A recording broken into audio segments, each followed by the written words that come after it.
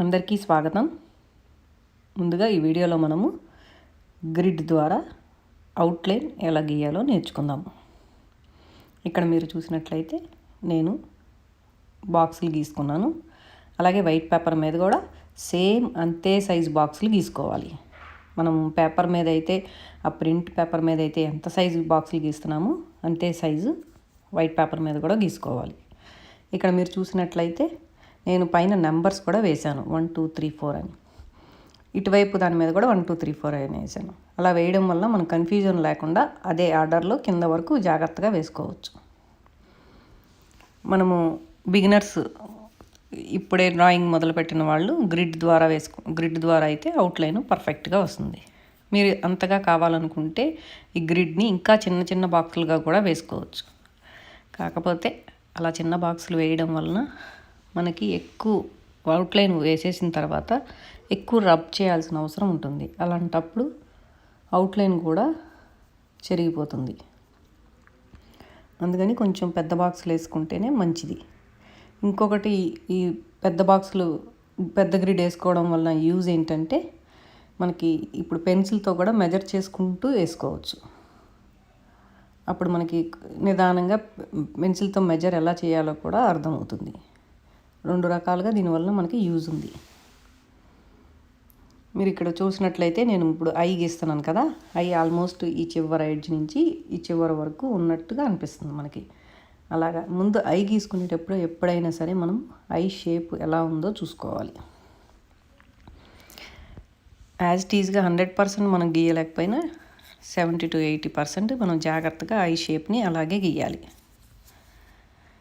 తర్వాత మనం అవుట్లైన్ ఏం గీసుకుంటామంటే ఎక్కువ డార్క్ వాల్యూస్, ఎక్కడైతే డార్క్ ఏరియాస్ ఉన్నాయో అవి మనము అవుట్లైన్ లాగా గీసుకుంటాము. ఇప్పుడు నేను యువతల ఐ గీస్తున్నాను కదా, అవతల ఐ మీద యువతల ఐ కొంచెం చిన్నగా అనిపిస్తుంది మనకి.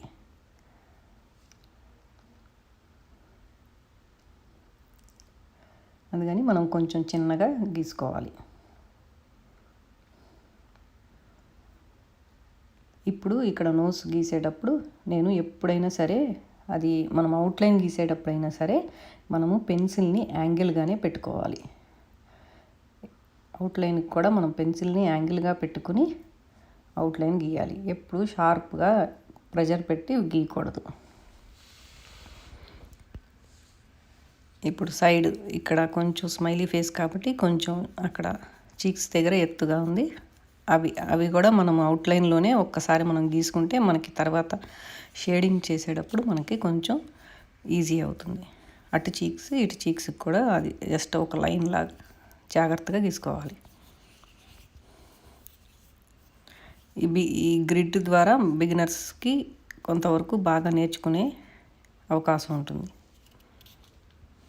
మనం ముందు ఒక 4-5 టైమ్స్ ఇలాగ గ్రిడ్ వేసి మనం షేడింగ్ చేయడం వల్ల మనకి తర్వాత స్లోగా మనం పెన్సిల్ మెజర్మెంట్ యూస్ చేసుకోవచ్చు.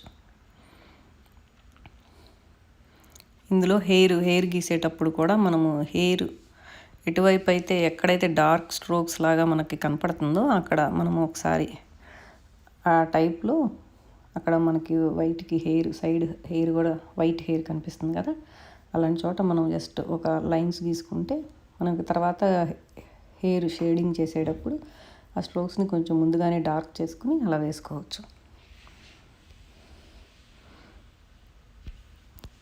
దీని తర్వాత వీడియోలో నేను దీనికి షేడింగ్ ఎలా చేశాను ఐస్ దగ్గర, అక్కడ మీరు అబ్జర్వ్ చేసినట్టయితే ఐబ్రోస్కి కొంచెం వైట్ కనిపిస్తుంది మనకు, వైట్ హెయిర్ ఉన్నట్టు. అక్కడ ఐబ్రోస్ దగ్గర వైట్ హెయిర్ ఉన్న చోట నేను నెక్స్ట్ షేడింగ్లో నేను మీకు ఎలా చేశానో ఎక్స్ప్లెయిన్ చేస్తాను. ఇక్కడ ఇప్పుడు నేను హెయిర్ గీస్తున్నాను కదా, అది హెయిర్ అక్కడ ఏ షేప్ వెళ్తుందో మనం ముందుగా చూసుకోవాలి.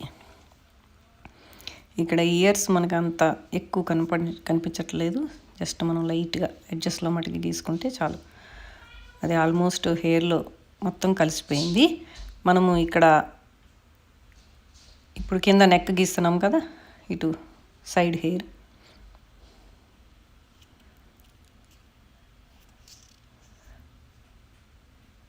ఇలా గ్రిడ్ మనము అప్పుడప్పుడు ఫస్ట్ స్టార్టింగ్లో మనం గ్రిడ్ వేసుకుంటూ తర్వాత కూడా మళ్ళీ మనము షేడింగ్ చేసేటప్పుడు ఏమన్నా చిన్న చిన్న అడ్జస్ట్మెంట్ ఏమన్నా ఉంటే మనం ఒకసారి మళ్ళీ పెన్సిల్ పెట్టి మెజర్ చేసుకుంటూ మనం షేడింగ్ చేసుకుంటే ఏమన్నా చిన్న చిన్న మిస్టేక్స్ ఉన్నా కానీ వచ్చేస్తుంది.